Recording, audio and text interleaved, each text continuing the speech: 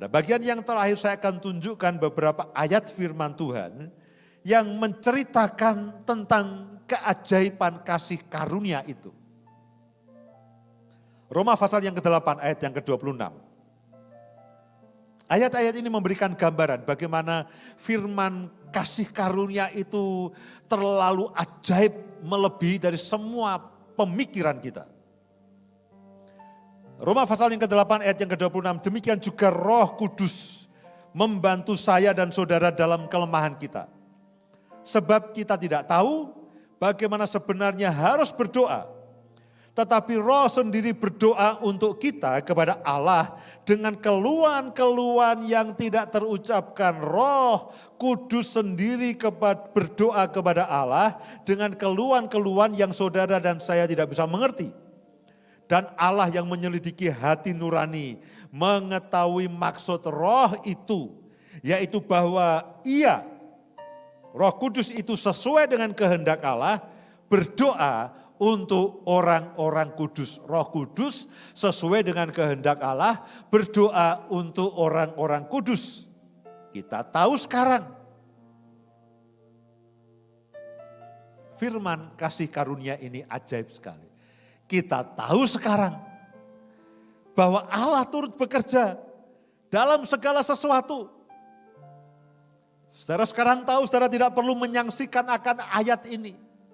Karena firman kasih karunia, firman itu bekerja dari yang keluar dari mulut Allah bekerja dan ada kasih karunia yang bekerja dalam kehidupan kita. Sekarang saya dan saudara tidak perlu meragukan akan ayat ini. Sekarang kita tahu bahwa Allah turut bekerja dalam segala sesuatu untuk mendatangkan kebaikan bagi mereka, bagi saya dan saudara yang mengasihi akan Yesus, yaitu bagi mereka yang terpanggil sesuai dengan rencana Allah. Inilah firman kasih karunia. Contoh daripada firman kasih karunia. Ayat yang terlalu ajaib. Itulah firman kasih karunia.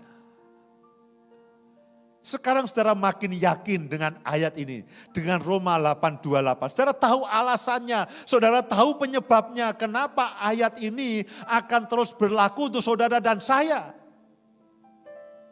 Saudara tahu alasannya. Firman kasih karunia. Ayat yang terakhir. Efesus pasal yang ketiga ayat yang ke-20. Efesus pasal yang ketiga ayat yang ke-20. Bagi dialah yang dapat melakukan jauh lebih banyak daripada yang kita doakan atau pikirkan. Seperti yang ternyata dari kuasa yang bekerja di dalam kita. Saya berkali-kali bacakan ayat ini. Dan ketika saya menyadari akan firman kasih karunia, saya makin yakin akan ayat ini. Saya makin berharap kepada ayat ini. Saya makin percaya kepada ayat ini. Dikatakan loh ini ayat kan sepertinya melawan semua legalistik. Melawan semua Injil yang dicampur dengan legalisme.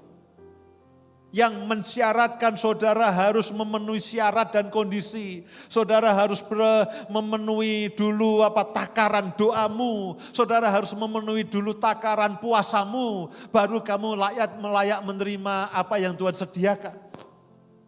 Loh ini melawan itu semuanya, saudara. Melawan semua syarat dan kondisi yang mengatakan kamu harus cukupi dulu takaran doamu, takaran puasamu, takaran kebaikanmu. Loh itu kan berarti lalu semuanya hanya karena kebaikan kita. Itu berlawanan dengan kasih karunia, itu berlawanan dengan anugerah. Kasih karunia itulah yang membuat saudara berbuat baik. Bukan perbuatan baik yang membuat saudara menerima kasih karunia, kebalik. Karena saudara menyadari kasih karunia Allah, saudara menjadi semakin rajin, saudara menjadi doa semakin banyak, baca firman makin banyak, puasa makin banyak. Oleh karena dorongan kasih karunia, bukan karena doa lebih banyak, baca firman lebih banyak, puasa lebih banyak, lalu saudara menerima kasih karunia. Tidak, saudaraku. Itu campuran dengan legalisme, dengan legalistik dan dengan Taurat. Dan itu bukan Injil kasih karunia, itu adalah Injil yang lain. Saudaraku, kita akan menghadapi masa-masa yang tidak mudah. Dan biasanya orang akan didorong, kamu harus melakukan ini terlebih dahulu. Saya berharap pada masa-masa yang tidak mudah ini, saya dan saudara akan semakin berlimpah dengan kasih karunia. Amin. Itulah kesanggupan yang daripada Allah, itulah jaminan yang daripada Allah sendiri. Perhatikan akan ayat ini. Ayat ini menegaskan, ayat ini menegaskan dan menguatkan pemahaman saya dan saudara mengenai firman kasih karunia. Dikatakan bagi dialah, bagi Tuhan yang dapat melakukan jauh lebih banyak daripada yang kita doakan atau pikirkan. Kenapa? Kasih karunia Allah, kemurahan Tuhan. Saudara memang perlu berdoa, ya, oleh karena dorongan kasih karunia saudara berdoa. Tapi kan doa kita itu sebetulnya tidak pernah memenuhi syarat. Doa kita tidak pernah sempurna. Doa kita tidak selalu, gimana ya, sampai betul-betul sesuai dengan kehendak Allah. Kadang-kadang doa kita didasari oleh ketakutan. Kadang-kadang doa kita hanya meminta apa yang kita perlukan, bukan meminta apa yang Tuhan ingin berikan. Karena ketakutan dan kecemasan kita berdoa sesuai dengan yang kita perlukan. Bukan berdoa sesuai dengan yang Tuhan inginkan. Loh, kita kan tidak tahu kadang-kadang. Pak, saya butuh uang 200.000, doakan saya. Kita hanya berdoa untuk uang 200.000. Tuhan, aku berdoa untuk uang 200.000 minggu ini. Padahal Tuhan menyediakan 500.000. Tuhan akan beri berapa? 500.000 sesuai dengan Efesus 3:20 ini. Inilah kekayaan kasih karunia Allah yang berlimpah-limpah. Bagi dialah yang dapat melakukan jauh lebih banyak daripada yang kita doakan atau pikirkan.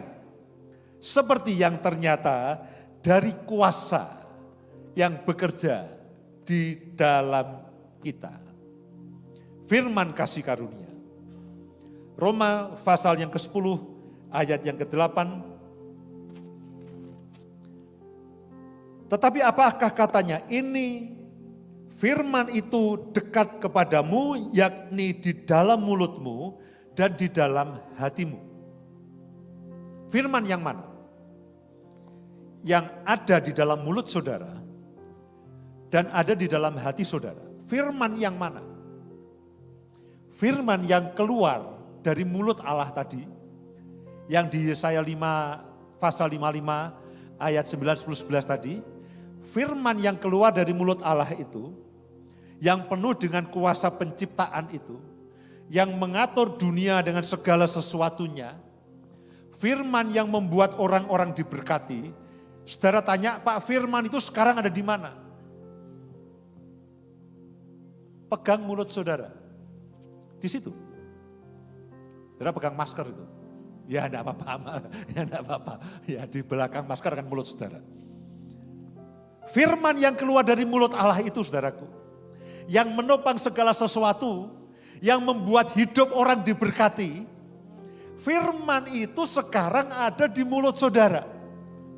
Firman itu ada di dalam hati saudara. Artinya apa? Saudara tinggal percaya dan saudara tinggal mendeklarasikan, niscaya firman kasih karunia itu akan bekerja dalam kehidupan saudara dan saya. Amin.